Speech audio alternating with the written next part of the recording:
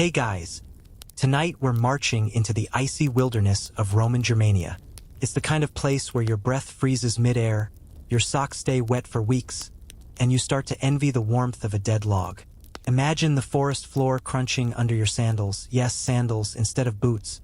The icy wind cuts sideways through your tunic, and your commanding officer insists it's just brisk. You can see your fellow legionaries shivering as they set up camp, fumbling with frozen leather straps, grumbling in half a dozen accents about how Italy never prepared them for this. You're tired, sore, and beginning to understand just how endless a Roman winter campaign can be. The cold seeps into your bones, your gear is stiff with frost, and the sky turns dark at 4. You probably won't survive this if you're relying solely on your optimism and a thin wool tunic. So, before you get comfortable, take a moment to like the video and subscribe, but only if you genuinely enjoy what I do here. Drop your location and local time in the comments so I know where you're listening from. Now, dim the lights, maybe turn on a fan for that soft background hum, and let's ease into tonight's journey together. You trudge through the pine-dark wilds of Germania with your legion. The landscape feels almost alive, branches groaning, the ground whispering under your boots. The campaign against the Germanic tribes drags on, and winter doesn't care whose side you're on. Your breath plumes in white clouds, and the icy air stings your nose. Somewhere in the distance, a scout curses in Latin. Your cohort is making camp for the night, again in yet another nameless clearing. You barely remember how long you've been out here, weeks?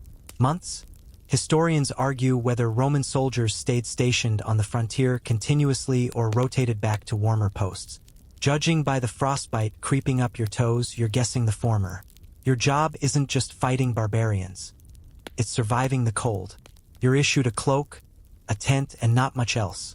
No central heating, no insulation, and certainly no goose-down sleeping bags. You envy the legions stationed near the Nile. They complain about sand in their sandals. You'd kill for sand right now. The sun vanishes early.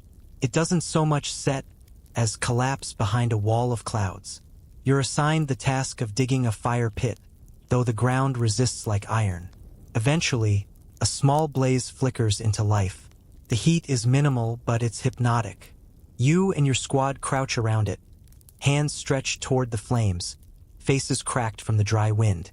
Your commanding centurion stomps past, muttering something about maintaining formation even in frostbite. You nod, sure, but your fingers are too numb to salute. The camp slowly assembles into a disciplined sprawl of tents, rows of 8-man units known as Germania. Each group shares a tent, rations, chores, and sometimes fleas. Mostly fleas, actually. By now, your wool tunic is damp with melted sleet. You stomp your feet to shake the snow loose, but it just clings tighter. You duck into your tent, which is little more than a hide-covered wedge propped up with wooden poles. It smells like wet dog and old leather. There's barely enough room to lie flat without someone's elbow in your ribs. And here's the kicker. Roman tents were made of animal hides, usually calf or goat, stitched tightly and waterproofed with tallow or beeswax. They repel water, in theory. In practice, the seams leak, and the cold gets in like a thief in the night. You scrape together a bedding of pine branches and straw, doing your best to smooth the ground underneath. It doesn't help much. There's always a root or a rock or someone's helmet. Your breath hangs in the tent like a ghost. You wrap your cloak tight around you, praying it still holds warmth. This thick woolen cloak, the sagum, is your mattress, blanket, and winter miracle. You try to lie still, but your body keeps twitching from the cold. Someone beside you mutters about missing his wife. Another's already snoring. A third is chewing something unidentifiable that might once have been bread. You sigh and try to sleep, but outside a wolf howls. Not close, but not far either. It echoes through the dark trees like something from a storybook. Except this isn't a storybook. This is real, and you're very, very cold. You adjust your cloak again and curl up tighter, grateful for the body heat of your fellow soldiers, even if one of them smells like fermented fish and boiled socks. As you start to doze, you remember that tomorrow will be the same, marching, freezing, fighting, eating some lentil stew that tastes like sadness. But for now, you're horizontal, you're wrapped in wool, and no one is yelling at you. It's a win. And as the snow begins to fall again outside the tent, soft and silent, you drift off, your mind floating somewhere between Germania and home. The Sagum is scratchy. It's not luxurious. It smells faintly of sheep and campfire, and it doesn't quite cover your feet unless you curl up like a boiled shrimp. But in this frozen forest, it's your best friend. You don't get issued a sleep system, as modern soldiers might. You get a cloak, maybe two if you've stolen one. The Sagum is thick, coarse wool, dyed a dark red, not for fashion, but for practical camouflage. If it gets stained, no one notices. It's designed to repel water, block wind, and double as an emergency shelter. And tonight, it's the only thing between you and the German night air, which bites like a sarcastic ghost. You pull it tight around your shoulders, tucking it under your knees. The wool holds in your heat, creating a small, itchy bubble of survivable temperature. If you breathe too hard, you fog it up. You wonder how the centurions manage in their polished armor. Spoiler, they don't sleep in it. Even they swap the gladius for a wool blanket when temperatures drop below. Bone cracking. The campfire has burned low outside. You can hear the soft hiss of coals and the occasional sputter of wet wood. Inside the tent, your breath still puffs visibly, and you shuffle closer to the warmest guy in your contubernium. Nobody comments. It's just understood warmth, dignity. Now, historians agree that the Sagum was more than just sleepwear. It was your all-weather, all-day, all-problem solution. Need a rain cover? Sagum. Need to filter muddy water? Sagum. Need to wrap a wound or tie someone up? Sagum. Need to pretend you're not crying because it's too cold? Definitely Sagum. But there's still debate among scholars about just how standardized these cloaks were. Did every legionary have the same thickness of wool? The same quality? Some believe wealthier soldiers might have upgraded to personal cloaks, lined with fur or even imported fabrics. You've seen a guy in your unit showing off what he calls Etruscan weave. It's probably goat. And then there's layering. You lie back and try to find a less lumpy spot under your spine. The cloak doesn't offer cushion, just coverage. But it does trap air, especially if you curl just right. You think about all the little tricks you've learned, like wrapping the bottom under your feet so the heat doesn't escape like a thief in the night, or folding the upper part over your head like a hood, blocking out the wind. Every night, it's the same careful ritual. You lay out the Sagum, you fold it like a giant burrito, and you wedge yourself into it, praying no one in your tent steals your corner. This is surprisingly common. Even more surprising, there's a fringe theory, though not universally accepted, that some legionaries rubbed fat or animal grease on the outside of their cloaks to make them more water-resistant. Imagine sleeping wrapped in a greasy, woolly taco. Welcome to Roman luxury. Outside, the wind picks up again. The tent flaps twitch like startled birds. You burrow deeper into the Sagum. Somewhere, someone coughs. Someone else mutters a prayer to Jupiter Optimus Maximus, hoping for clear skies tomorrow. It's part tradition, part desperation. You shift your weight and bump into the guy next to you. He grunts but doesn't wake. His nose whistles when he breathes. This is your life now. Stuck in a leather triangle with 7 snoring men and 1 half-useful blanket. Still, you wouldn't trade the Sagum for anything, not even double rations. Okay, maybe for double rations and dry socks. As your mind starts to drift, you think about warmer places. The villas in Gaul, the sun-baked stones of Carthage, the tiled baths of Rome, where water steamed and slaves brought towels. But here in Germania, all you get is a rectangle of wool, a body length of space, and the hope that nothing slithers into your tent overnight. The fire outside cracks once, loud and sharp. You jolt a little, eyes fluttering open, just for a second. But no one screams, no alarms, just the cold and the wind and the heavy quiet of sleeping soldiers. You exhale, draw the cloak tighter again, and let yourself drift back under. The Sagum warms slowly, and if you lie still, you can almost pretend you're wrapped in clouds instead of damp livestock hair. Almost. You don't expect comfort anymore. Not after this many nights in Germania. But even so, your tent still manages to surprise you with new ways to disappoint. Technically, it's a papilio, Latin for butterfly, oddly enough. Someone thought that was a charming name for a cramped, leather-draped triangle that smells of wet fur and fermented boot. Made from tanned calf or goat hide, oiled for waterproofing, and stretched over short wooden poles, it barely rises high enough to let you sit upright. You bump your head trying to change position. Again, each tent holds 8 men. That's your contubernium, your squad, your bunkmates, your bedfellows, your flatulent companions in misery. The tent is just wide enough for you all to lie shoulder to shoulder if no one moves. Of course, someone always moves. Usually right as you're finally drifting off. You duck back under the flap and try to find your patch of straw. The floor is mud mixed with pine needles, and your tunic is already picking up that particular forest floor smell. Damp and oddly sweet. You push aside a soggy sandal someone's kicked off and try to arrange yourself diagonally across the few square feet you've claimed. These tents aren't built for space. They're built for efficiency. Light, collapsible, carried by mules. Each contubernium has its own mulus, a pack mule assigned to carry the tent, cooking gear, and the occasional confiscated Germanic trinket. The soldiers carry the poles and stakes themselves because apparently cold isn't enough. You also need sore shoulders. Historians still argue whether tents were shared by all soldiers equally or if seniority earned you more space. If that's true, then you must be at the bottom because you're pretty sure the guy next to you just took half your corner with his elbow. The hides above you creak as wind presses against them. You can hear it rippling, a sound like sails flapping out of rhythm. You're grateful it's not raining tonight. There's always a slow drip from one of the seams when it rains. No one can figure out where it starts. It just appears over someone's face, usually yours.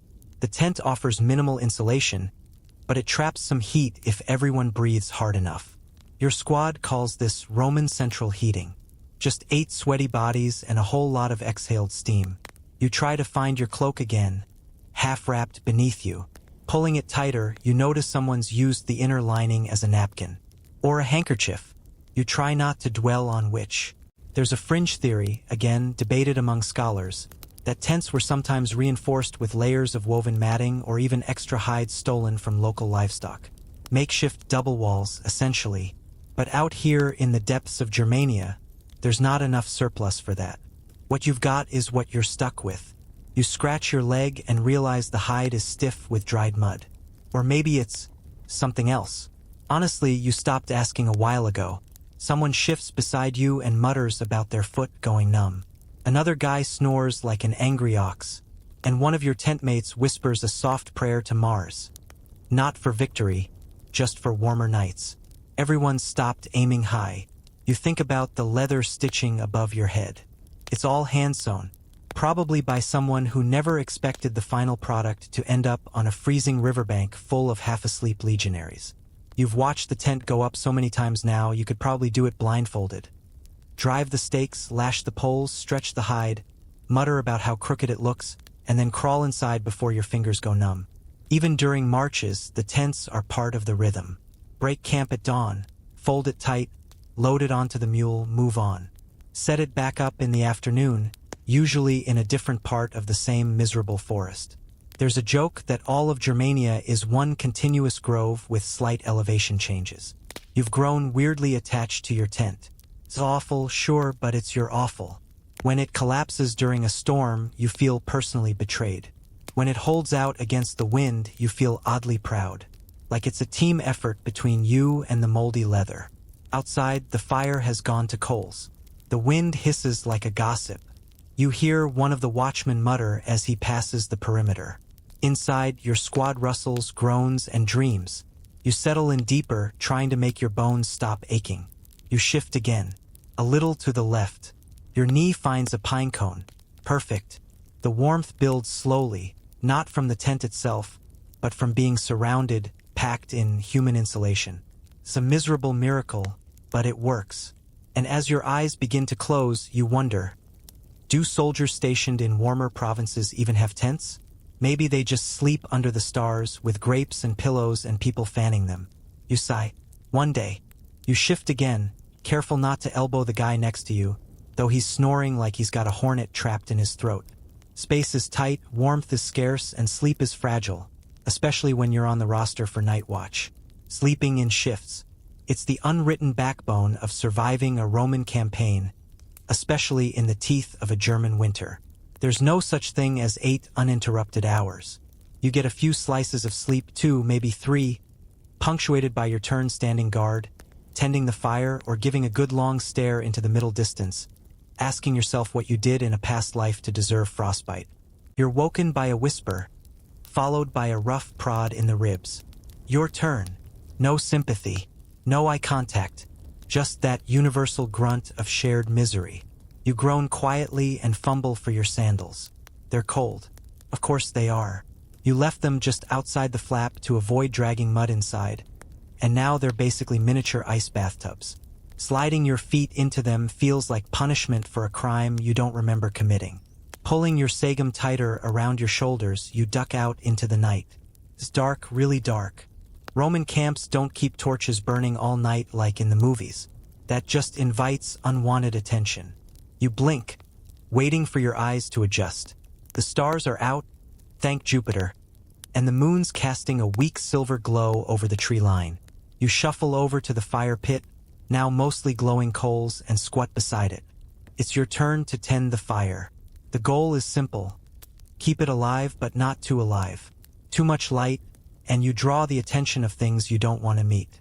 Too little, and your contubernum wakes up frozen like a tray of dormice. You carefully feed in a stick of half-dry wood, trying not to make it hiss. The fire sputters, then sighs. The heat is weak, but compared to the air, it feels like standing next to the sun. Sleeping in shifts means half your rest is spent thinking about rest. You never quite reach that deep, drooling sleep.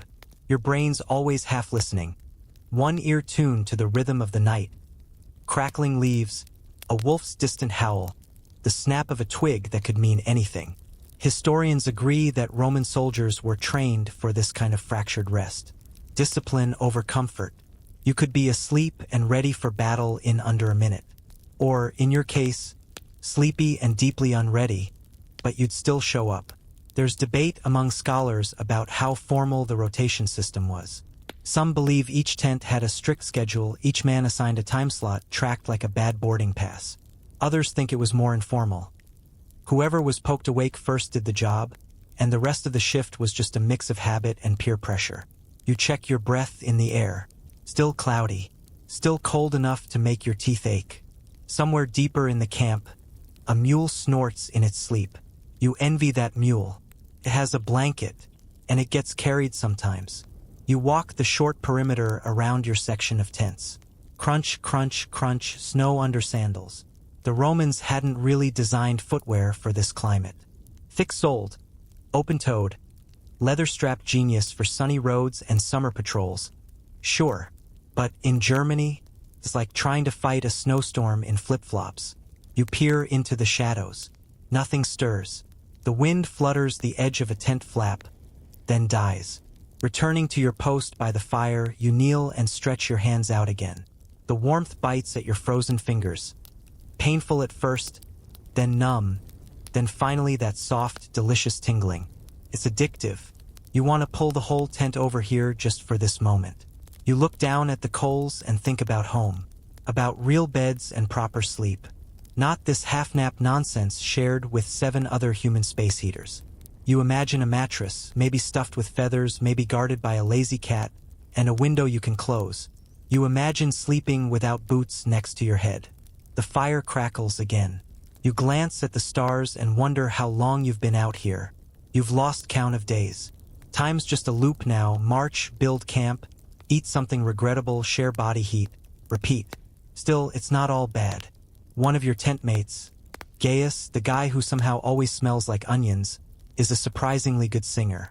Sometimes he hums old lullabies under his breath when he thinks everyone else is asleep. You never tell him you listen. It would ruin it. Your shift is almost up.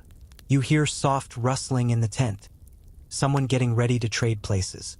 You'll get another hour or 2 of rest, sandwiched between damp wool and snoring humans. And somehow that sounds like paradise. As your replacement stumbles toward the fire, you pass the stick, figuratively and literally, and duck back into your papilio. You wiggle into your cold bedroll, grimace at the wetness, and pull the sagum over your head. You might only get 90 minutes of sleep before dawn. But that's 90 minutes you'll hoard like treasure. The fire might be your best friend out here, but it's also a diva, needy, fickle, and constantly threatening to die on you. You huddle near the coals again, this time not as a watchman but as a cold, cranky, half-rested legionary. Someone's muttering about the firewood being too wet. Someone else swears the locals used to dry their logs in a bread oven before burning them. No one actually knows if that's true, but it sounds clever enough to believe in the cold. Roman soldiers didn't just burn logs, they engineered heat. At least they tried, especially the veterans, who'd been through more than one winter and didn't fancy freezing their gladius off again. Tonight, you're helping dig a hypocauste, not the glorious marble-floored heating system of Roman villas, but the mud and embers version your unit swears by.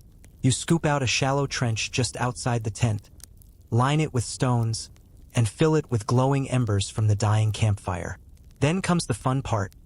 You feed the embers gently, cover the trench with a slab of slate or a salvaged roof tile, if you're lucky, and let the warmth seep upward into your sleeping zone.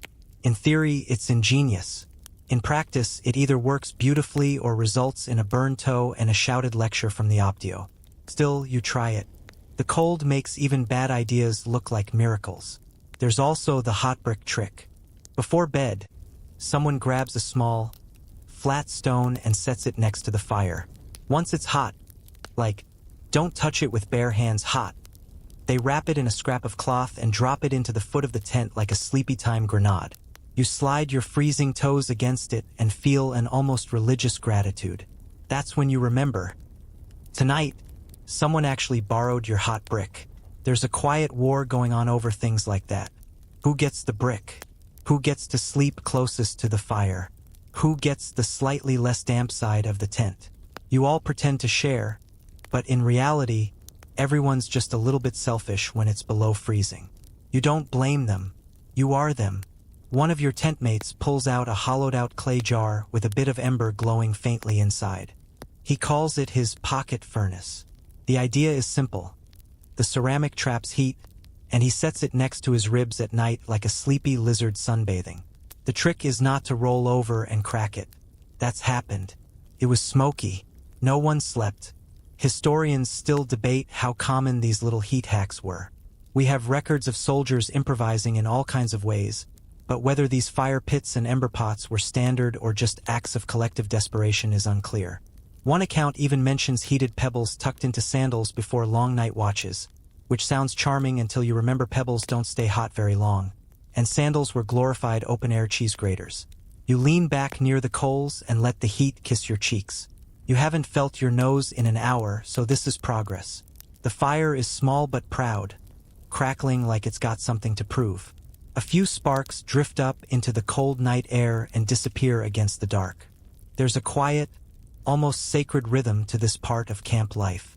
Someone stokes the fire. Someone pokes at their ration of barley mash. Someone snores into their cloak. In this moment, no one's fighting, marching, or shouting. You're just trying to not freeze into a Roman popsicle. You look over and see one of your younger tent mates holding a charred pine cone like it's a discovered artifact. He says it burns slower than twigs.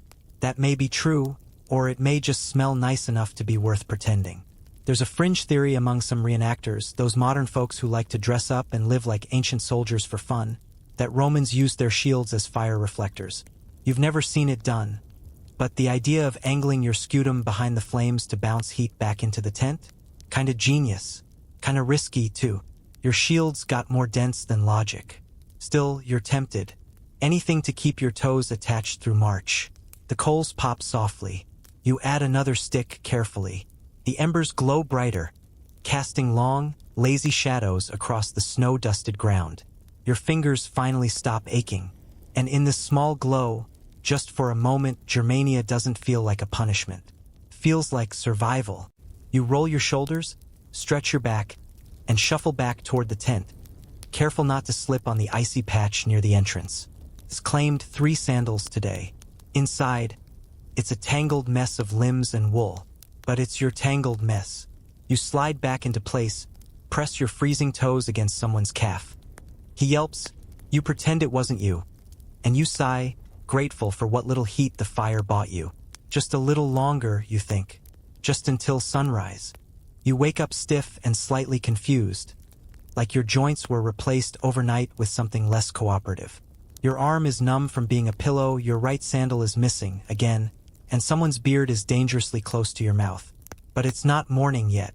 Just the halfway point between misery and slightly different misery. You groan, roll onto your back, and take stock of your clothing layers. There aren't many, but you've gotten creative. Under your Sagum cloak, you're wearing your standard issue tunic. Wool, scratchy, smells like soup, and a second, thinner linen tunic underneath. If you're lucky, you've added some pilfered leg wrappings from that trader you borrowed from last week.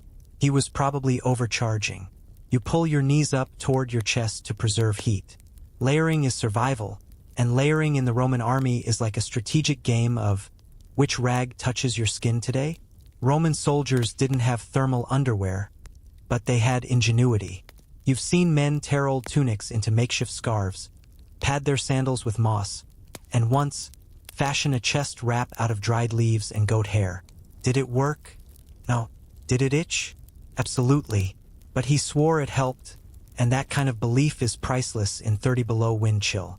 Modern historians still debate whether the legions in colder climates were issued extra garments during campaigns or had to fend for themselves. Some records from Hadrian's Wall suggest Roman troops stationed in Britannia were given long-sleeve tunics and woolen breeches, what passed for winter wear in the empire. But here in Germania, you suspect the supply chain is more aspirational than functional. You glance over at Decimus, the guy with a knack for bribing quartermasters. He's got a beautiful thick cloak that definitely didn't come from Army Standard issue. Rumor has it he traded a spare gladius for it. He sleeps like a baby goat under that thing, while you lie here dressed like a chili onion. One of your tent mates, Vero, has an unofficial system. Tunic, then linen wrap, then leather vest, then the sagum. He claims it traps warmth, in layers like lasagna. He also believes Germanic ghosts walk the woods at night, so take that as you will. Footwear is another war story. Your sandals, Calligi, are built for durability, not comfort. Thick-soled, hobnailed, and open-toed. They're great for marching but terrible for snow. The Romans didn't believe in boots the way you do right now. So you wrap your feet in linen strips, then wool, then say a silent prayer to Vulcan that you don't lose a toe before spring. Sometimes soldiers would sew fabric around their calves and ankles to keep heat in and bugs out. You've tried that. It works until it doesn't. Then you just smell like warm, wet laundry with feet. There's a fringe theory that Roman troops in colder regions adopted bits of local fashion, like fur linings or leather breeches, despite official uniform codes. You once saw a guy wearing what looked suspiciously like rabbit skin around his thighs. When asked, he said it was a strategic reinforcement. No one questioned it. No one wanted to. The real challenge isn't just putting the layers on. It's sleeping in them. Every extra wrap restricts movement. You feel like a mummified burrito. Turning over becomes a 3-step operation with sound effects. You reach down and adjust the linen band around your waist. It's come loose again. There's something comforting about tying cloth around yourself, even if it's mostly psychological. Like you're holding your insides together with knots and optimism. Outside the tent, the wind picks up. You hear the familiar whoosh through the pines, a sound like nature sighing in disappointment. It rattles the leather tent walls just enough to make you think something's out there. Maybe a deer, maybe a raiding party, maybe just the wind playing tricks again. You pull your sagum up over your nose and close your eyes. Your fingers, even beneath 2 layers, are still cold. They feel distant, like they belong to someone less lucky. But slowly, your own heat starts to settle in, warming the cocoon of fabric you've built around yourself. You think about Rome, real Rome. The marble streets, the steam of the baths, the scent of roasted meat and honey bread. There, people wear togas and argue about politics under sunny skies. Here, you sleep in your entire wardrobe like a shivering scarecrow. Still, you're surviving. That counts. And somewhere under all this linen, wool, and half-frozen hope, your heart keeps beating, stubborn as ever. You wake to a peculiar sensation. A combination of stiff joints, rising daylight, and something warm and suspiciously heavy draped over your legs. Groggy, you lift the edge of your sagum, only to find a very dead, very uninvited goat pelt on top of you. Found it near the cook tent. Someone mutters from across the leather-walled cave you call home. Figured it wasn't claimed. You're not complaining. It's warm. Smells like old stew and sheep breath, but it's warm. By this point in the campaign, Roman legionaries have become experts in creative insulation. You trade for furs, steal from the locals, or scavenge whatever animal isn't currently being eaten. The goat pelt may or may not have once been part of someone's ceremonial offering to a tribal god. Now it's your personal foot warmer. Historians confirm Roman soldiers frequently used local materials for survival, especially when stationed far from Rome's supply lines. Germania was wild, forested, and full of weather that didn't care if you were technically winning the war. So when standard-issue equipment failed to keep the cold at bay, soldiers got inventive. Today, you're wearing a fur-lined hat that may or may not have been a ferret in a previous life. It's lumpy, asymmetrical, and absurdly cozy. One ear flap is longer than the other. No one says anything. Everyone's just jealous. Then there's your neighbor, old Lucullus, who's made a winter cloak out of stitched-together rabbit skins. It looks like something a sleep-deprived tailor would design after too much mead, but it works. He sleeps like a warm rock while the rest of you alternate between frozen and mostly frozen. And the smells. Let's talk about the smells. Fur, when worn too long in wet conditions, develops what you might call a personality. It's earthy, sour, and layered with the unmistakable tang of unwashed soldier. You get used to it, or you go nose-blind. Either way, hygiene isn't the priority when your snot freezes before it hits your upper lip. There's a fringe theory that Roman soldiers intentionally rubbed their furs and cloaks with pungent herbs or oils, like lavender or rosemary, to mask the stench. You've never smelled anything floral in your tent, unless you count sweaty guy who once walked past a pine tree. Still, the idea is charming. Some legionaries even barter with locals for heavier, fur-lined boots. It's technically against regulations, uniform code and all, but let's be honest. No one's inspecting your footwear when you're posted 3 days' march from the Rhine. Besides, if your centurion yells at you for improvised boots, just let him borrow them. Problem solved. You look down at your new pelt. It's rough, scratchy, and oddly shaped, but there's something comforting about it. Like you've earned this piece of animal armor with every sleepless night and numb toe. Outside, the snow crunches under patrols moving through the early morning gloom. Inside, your tent is a patchwork of cloaks, fur, and questionable warmth strategies. One guy is wrapped head to toe in his sagum like a giant moth cocoon. Another is curled up with a sheepskin and what might be a decorative bear paw, stolen, surely, but warm. You wiggle your fingers, flex your toes, and marvel that they're still there. Maybe it's the goat pelt. Maybe it's the layers. Maybe it's just dumb Roman luck. You shift slightly and realize there's a fishbone in your straw bedding.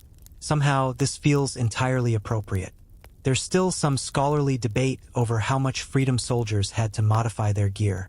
Some argue that strict uniformity was enforced even in the cold, while others believe pragmatism won out in remote provinces. Based on what you're seeing and smelling, it's clear survival beats regulation.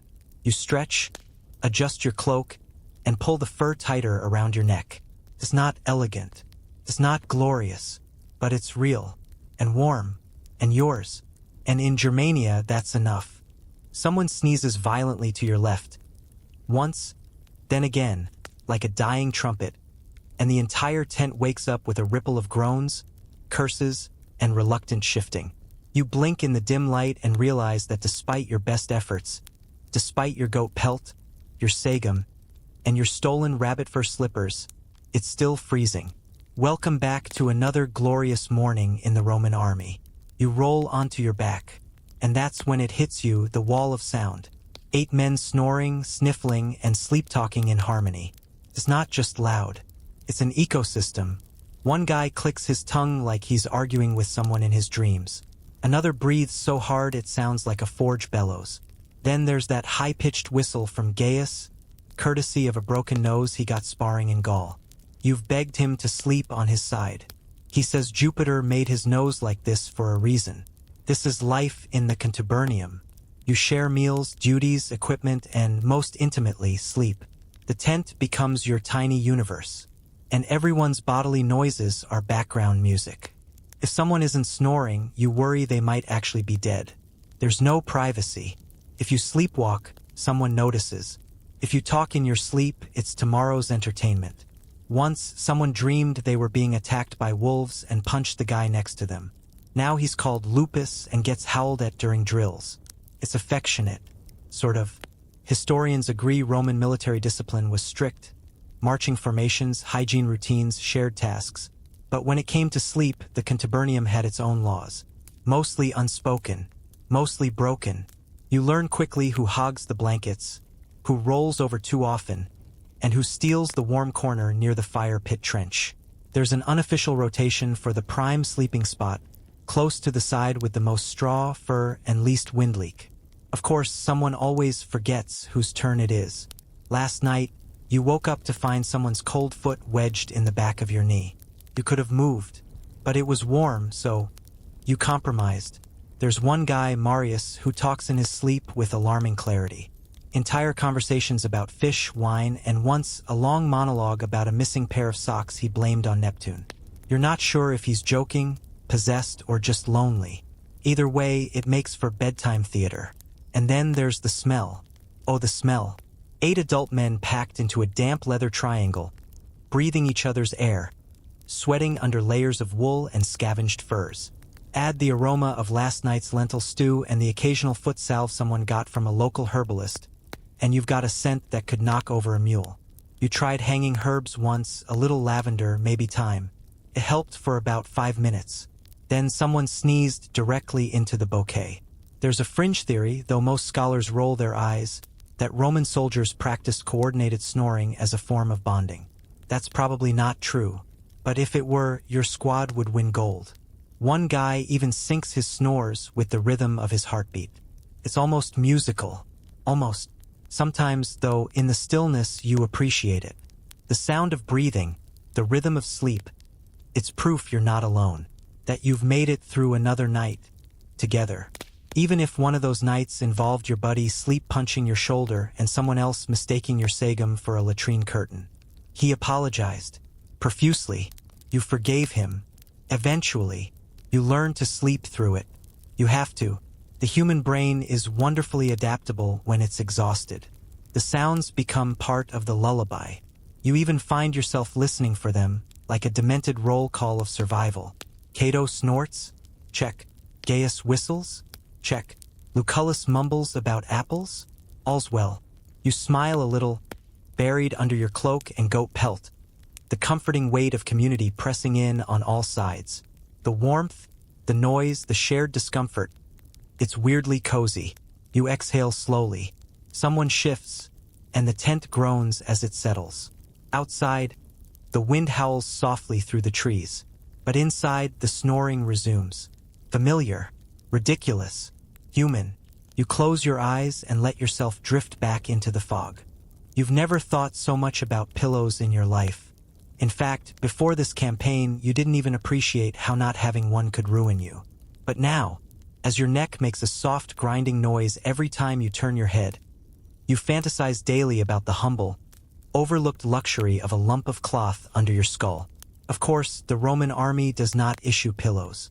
They issue discipline, salt, and tasks that sound suspiciously like chores your mother made you do as a child. But pillows? No, that's a civilian comfort. Something for senators or lazy scribes lounging in marble villas. So what do you sleep on? You start with your helmet.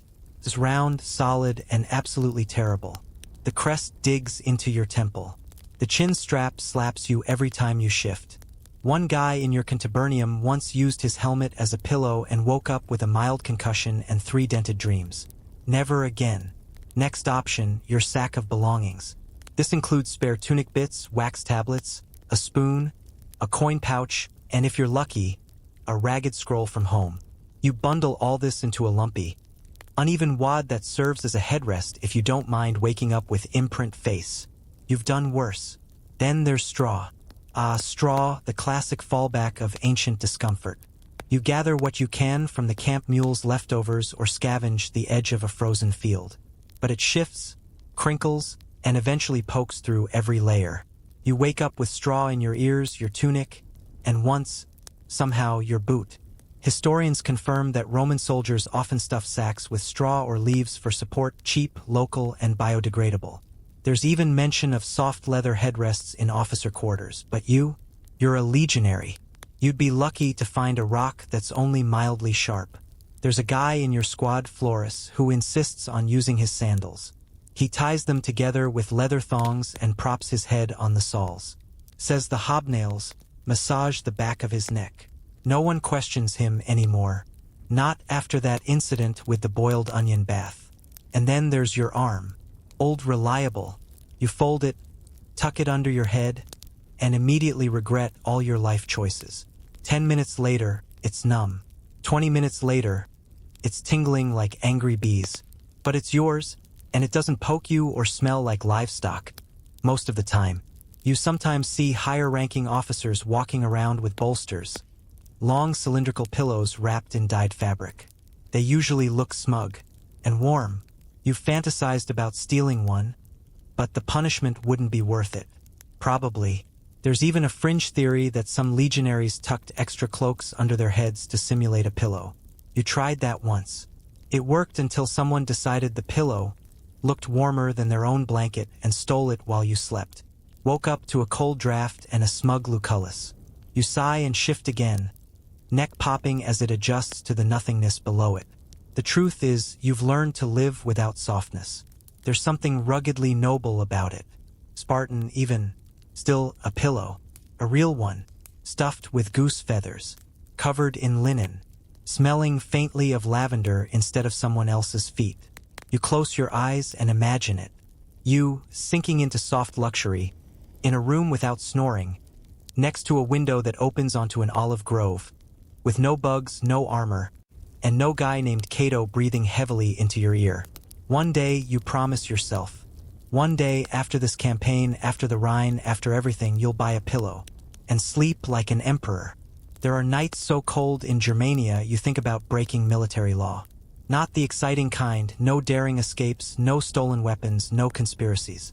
Just a quiet little infraction involving a bakery tent and the accidental borrowing of heat. Tonight is one of those nights. Your sagum feels like a soggy towel. The goat pelt's warmth has vanished into the ether. Your fingertips are stiff. Your toes feel like ancient Roman ice cubes. And the wind won't stop whistling through the gap at the back of the tent. The one you stuffed with pine branches yesterday, which have since frozen solid and become decorative. You lie there, blinking at the hide ceiling, considering your options. You could shiver until dawn, or you could sneak into the camp's baking tent. Now, it's technically off-limits. The pisters, the military bakers, are protective of their workspace. Fire, flour, hot coals, it's sacred territory. But everyone knows it's also the warmest spot in camp. Not because of generosity, but because it's the only place where someone is literally required to keep a fire going all night long. And you, dear frostbitten friend, are not above a little warmth-based trespassing. You wait until the tent is quiet. No rustling, no muttered prayers to the Laras. Just the slow, even rhythm of men who have accepted their fate as slightly cold burritos. You ease out from under the cloaks and pelts like a whisper in human form. Every movement risks noise, creaking leather, shifting straw, but you've practiced. You're a shadow now. A shivering, underfed, morally flexible shadow. Outside, the cold hits like a slap. You stifle a yelp and tug your sagum tighter. Your sandals crunch in the frost as you creep past rows of slumbering tents. The moon paints everything silver and sad. You duck low and dart toward the low structure at the edge of the camp. The bakery. It smells like heaven. Charred crust, wood smoke, and barley flour swirl in the air. You hesitate outside the flap, heart pounding louder than your footsteps. Then, slowly, you peel it back and slide inside. Instant warmth. The oven is still glowing, banked coals and residual heat from the day's baking. A large, dome-shaped furnace squats in the middle of the room like a friendly, fat dragon. You creep close, settling beside a pile of unused wood, letting your hands hover near the bricks. This is bliss. Historians often note the vital role of camp bakers in Roman armies. The Pistorium was a hub of sustenance, providing the panis militaris, or soldiers' daily bread ration. It was also unofficially the resort spa of the winter camp. Though never written in the manuals, everyone knew. If you were cold enough, desperate enough, and quiet enough, the bakery was where you'd find salvation. There's a fringe claim that some centurions turned a blind eye to bakery squatters, especially veterans, out of sympathy. You like to believe that. It makes this feel less criminal and more resourceful.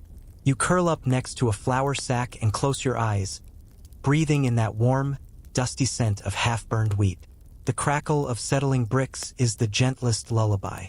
You almost forget your toes exist, which is progress. Time slips.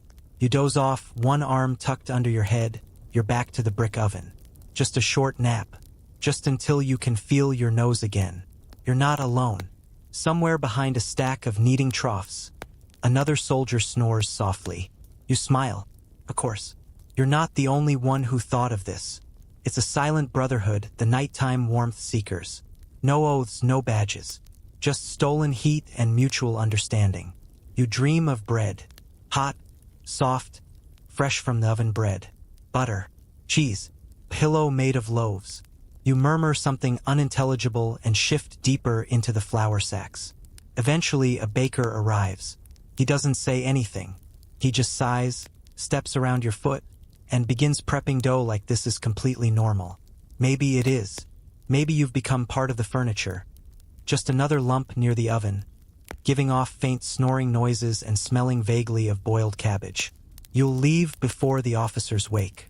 Slip back into your own tent, red-faced and soot-stained, but gloriously thawed. And when someone asks why your hair smells like ashen bread, you'll shrug and dream of ovens. You're back in your tent, limbs slightly less frozen and heart filled with the smug satisfaction of a warmth heist successfully executed. But as the next night falls, there's no escaping the truth. The cold is only half the battle. The other half, the constant, low-grade terror that someone might slit your throat while you're dreaming about lukewarm stew. Germania isn't peaceful at night. It's not like marching through some sleepy Gallic village where the worst interruption is a mule chewing too loudly. Here, among thick forests and rivers that steam when they freeze, you've always got one ear open for more than just the guy next to you sleep mumbling about figs. Because the Germanic tribes don't rest when you do. Your commanding officer gives the usual warnings. Rotate the watch, double-check the perimeter, don't light anything visible from the tree line. But even so, everyone sleeps like they owe the night a debt they're not sure they can repay. A twig snaps? You're awake. An owl hoots? You're awake. A sneeze sounds just a little too deep?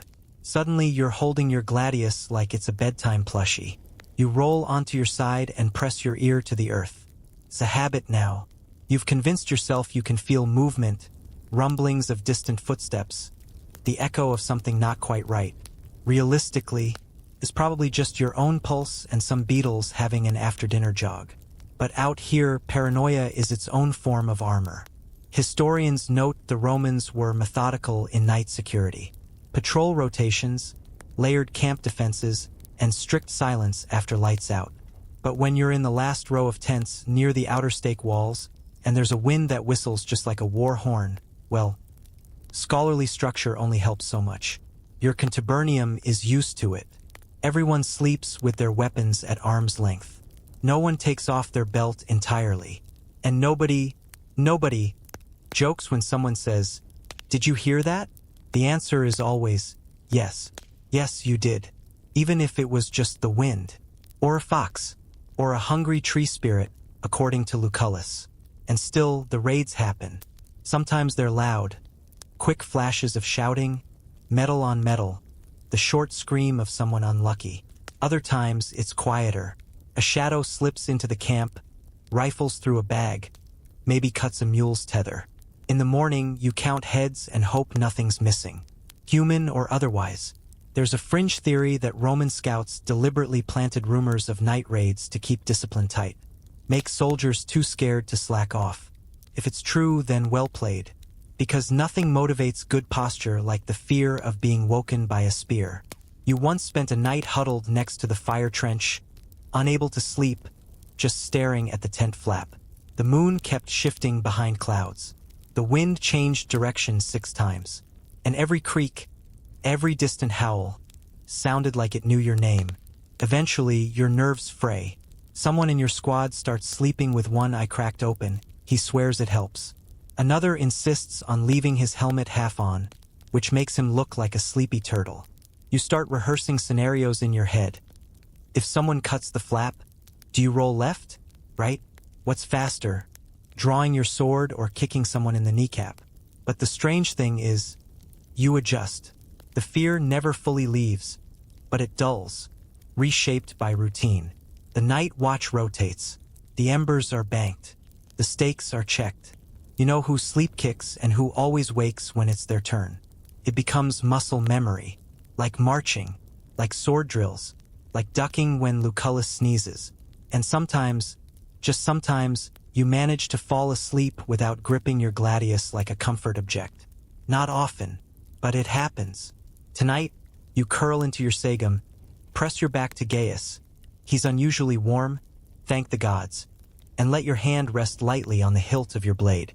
The tent creaks. The wind sings. Something thumps against the side of the leather wall. Probably a branch. Probably. You close your eyes anyway. If they come, you'll wake. You always do. You're halfway through the night when it happens again. Cold. So much cold. Not the BRR time for a second blanket kind of cold. No, this is the kind of cold that feels personal. Like Germania itself has decided it doesn't like the cut of your tunic and is actively trying to extinguish your soul through your toes. And your toes? They're wet. You jerk awake with that peculiar instinct you've developed. 1 part survival, 1 part muscle memory, and 1 part raw indignation, and sit up in the dark. The chill is immediate, sharp, nasty, relentless, and then you look down. Snow. Inside your sandal. Again. You bite back a stream of words not fit for temple use and reach for the offending footwear. Somehow, despite your best efforts, folded cloak, extra straw padding, that snow-repelling pine branch trick Cato swore by. The snow has crept in during the night like a smug little invader. You shake it out, flicking cold crystals onto the already damp hide of the tent floor. The rest of your foot feels like a frozen sausage. You're half convinced your left pinky toe has given up and is drafting its will. Here's the problem. Roman footwear, caligae, were designed for breathability, drainage, and long marches. Great in Spain. Lovely in Gaul. Utter madness in a German blizzard. Open-toed, hobnailed, and full of holes, your sandals are basically snow collectors. You've tried everything. Wrapping your feet in linen, stuffing them with straw, even slipping parchment between your toes like desperate little bookmarks of warmth. Historians have found scraps of woolen socks in Vindolanda, up near Hadrian's Wall. Evidence that Roman soldiers improvised. Maybe some bright soul figured out how to knit a toe covering in the middle of a snowstorm. You dream of that man. He's your hero. You want to name a child after him. But right now you've got soggy feet, numb toes, and a new awareness that one of your toenails might be trying to flee the scene. You reach for the fire jar, the little clay vessel someone tucked under a pelt earlier in the evening. Still faintly warm. You roll it near your ankles and bask in the gentle heat. It's not much, but it's enough to make you sigh instead of scream. Someone beside you grumbles and turns over, flinging their own feet out from under the cloak. You hear the squelch. Misery loves company. Snow in the sandals again? They mumble. Like a tradition, you reply. There's a fringe theory among military historians that soldiers assigned to colder regions developed leather sock inserts, possibly even treated with wax or animal fat for waterproofing. No one's found a complete example, of course, but that hasn't stopped you from experimenting. The results so far include 1 semi-effective mitten, wrong shape, a burnt scrap of goatskin, wrong temperature, and a foot rash that might actually be some kind of fungus. You glance at the flap of the tent, where wind still whistles through tiny gaps. You wonder, not for the first time, if there's such a thing as combat snow socks. If not, maybe you'll invent them. assuming your toes are still attached by spring. For now, though, you pat your feet dry with the cleanest corner of your tunic, so moderately dirty, and rewrap them in your linen strips. You fold some straw around your heels and relace the sandals with a resigned sigh. The worst part? You'll have to do this all again tomorrow, and the next day, and the next. Germania doesn't have a warm season, just different flavors of damp. And yet, you settle back under the cloak, still shivering but oddly comforted. Because everyone else is doing it too. You're not alone in your frostbitten ballet. 8 snoring soldiers, all twitching in unison, all with snow between their toes. It's miserable, it's absurd, and weirdly, it's kind of home. You're still half asleep when you hear the rustle of parchment, that crisp little crackle that only means one thing out here in Germania. Letters have arrived. Mail day. You sit up, cloak tangled around your knees, hair flat on one side and wildly upright on the other. Everyone's already stirring, some pretending not to care, others stretching a little too loudly, just in case someone's brought something for them. There's a special kind of hunger in the way a soldier reacts to mail. It's not food, but it feeds something just as important. You're handed a tightly rolled scroll, wax seal still intact, smeared a bit from damp fingers. The courier doesn't wait for thanks. He's already moving on to the next tent, calling out names like a town crier with a head cold. The script on the outside is familiar, thick, looping, warm. Your sister's hand. You pause, savoring the moment, then peel the wax gently and begin to read. Her words are full of sunlight. She talks about the market in Naples, the heat clinging to the walls, and the way their new cat insists on sleeping in the laundry basket. She says nothing dramatic, no news of war or death or disasters. Just little things, domestic things, the smell of bread, the color of the sea at sunset. And for a moment, as the wind howls outside the tent and snow dusts the edges of your bedding, you're somewhere else. Warm, dry, wanted. Everyone's quiet now, each soldier lost in their own paper portal. Lucullus is laughing, softly, privately, at something on his scroll. A joke from his brother, probably. Cato is squinting, mouthing each word as if they might vanish if he reads too fast. Marius is crying a little, but discreetly under his cloak. No one mentions it. No one ever mentions it. Historians sometimes gloss over this, the emotional lifeline that letters represented in the Roman legions. But among soldiers, a scroll from home was better than double rations or an extra pair of socks. In fact, socks were often in the letters. There's even a preserved note from a Roman wife asking her husband if he liked the woolen underpants she sent. You hope she packed them in lavender. Maybe 2 lavenders. There's a fringe theory, unconfirmed but romantic, that some soldiers paid scribes to write replies laced with little exaggerations. Heroic deeds, exaggerated wounds, the kind of embellishments that make a mother proud or a lover jealous. You've never done that. Well, not much. You reach the end of the scroll, a clumsy drawing of the family dog, some crooked hearts. The words, "Come home warm," sits in your chest like a warm coal. Not hot, not burning, just steady. You roll the scroll up again, slide it into the wax pouch you keep near your heart, and exhale. Outside the tent, the snow keeps falling. A fresh gust of wind slaps the leather walls. One of the guys mutters something about the latrine being frozen again. But none of it seems quite as cruel when you've just been reminded there's a world beyond this cold. You lie back down, scroll safe under your cloak, and tuck your hands beneath your shoulders. The wind may howl, the snow may find its way into your sandals again, but tonight your dreams will be warmer. You'll think of sun-warmed stones, the smell of basil, and a laundry basket with a cat curled inside. And you'll sleep with a smile on your face.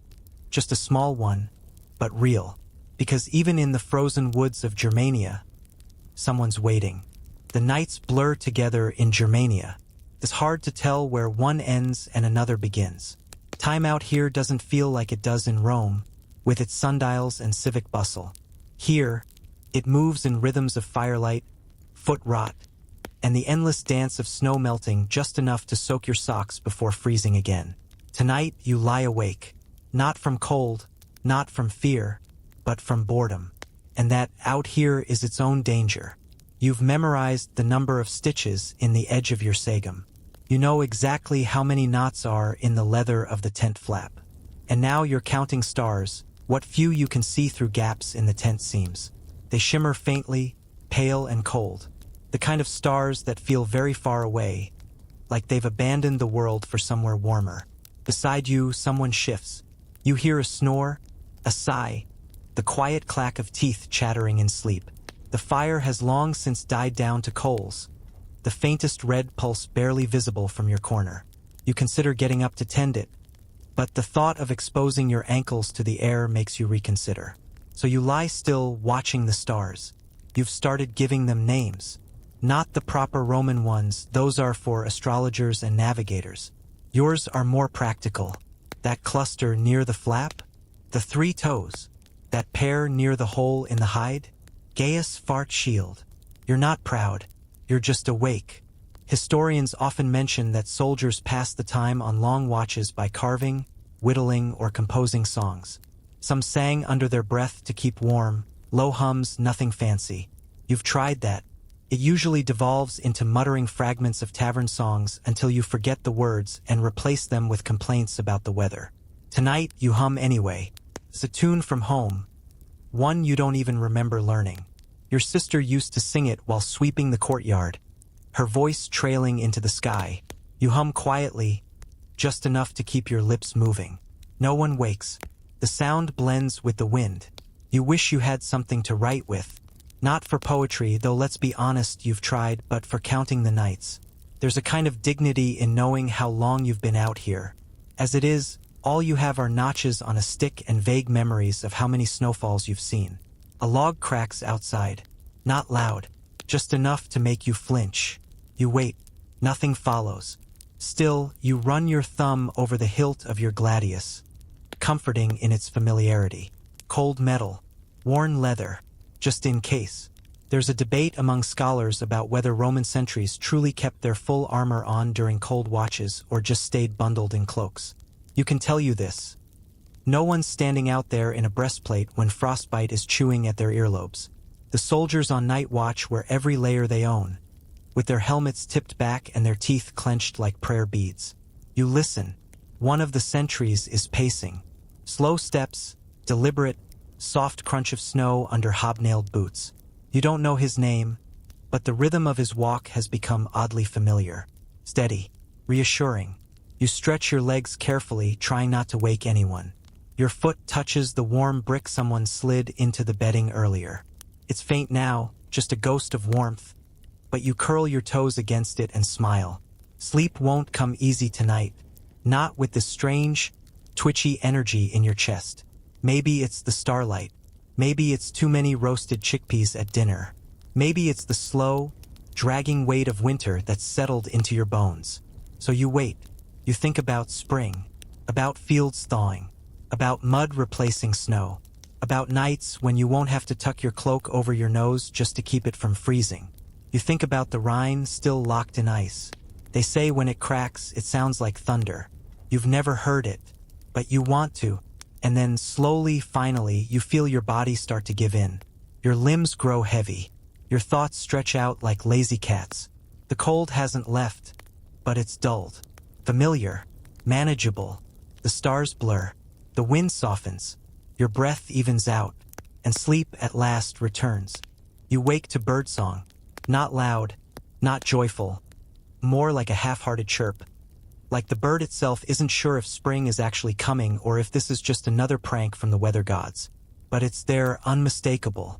And for the first time in what feels like weeks, it's not drowned out by snow, sleet, or someone coughing up half a lung. You blink slowly, squinting at the thin sliver of dawn creeping through a seam in the tent. The light is gray, the kind of gray that hints at warmer things to come, but hasn't made any promises. Still, you'll take it. You stretch carefully. Your back cracks like a well-worn scroll.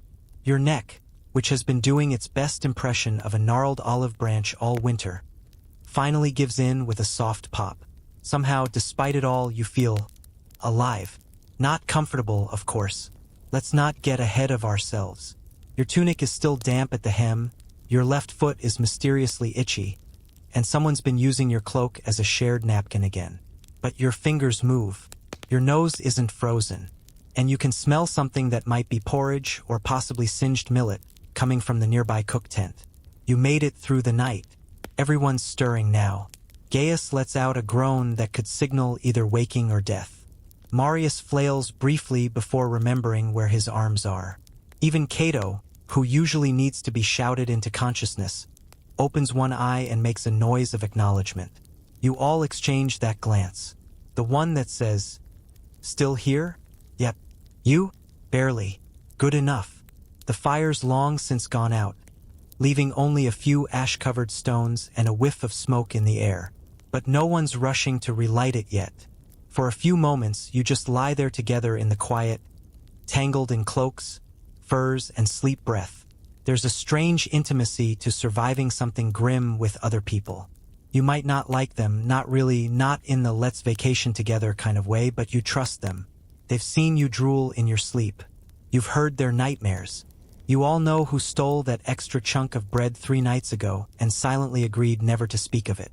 Historians might talk about military cohesion in grand, strategic terms. But out here, it's simpler. You survive the cold by clumping together like half-frozen laundry, hoping no one farts too aggressively in the night. And when you wake up and everyone's still breathing, that's brotherhood. Outside the tent, the sounds of the camp start to return. A centurion barking orders, someone hammering at a frozen bucket, mules grumbling about absolutely everything. It's not peaceful, but it's alive. You roll onto your side and begin the sacred ritual, standing up without letting your toes touch the frozen earth for more than a second. It's a dance. Really, cloaks pulled tight, feet lifted high, sandals laced with military speed. You hiss once or twice, but eventually you're upright and wrapped like a grumpy burrito. You step outside the tent. The snow has stopped. The sky is low and milky, but the air has lost some of its bite. You can see your breath, but it no longer feels like it's trying to escape your lungs out of spite. You smile, just a little. Today you'll march. You'll dig. You'll take orders you don't agree with and eat stew that doesn't deserve the name. But for now, for this one quiet moment, you're just grateful. Grateful to be awake. Grateful to be warmish. Grateful that your toes, despite their complaints, appear to still be attached.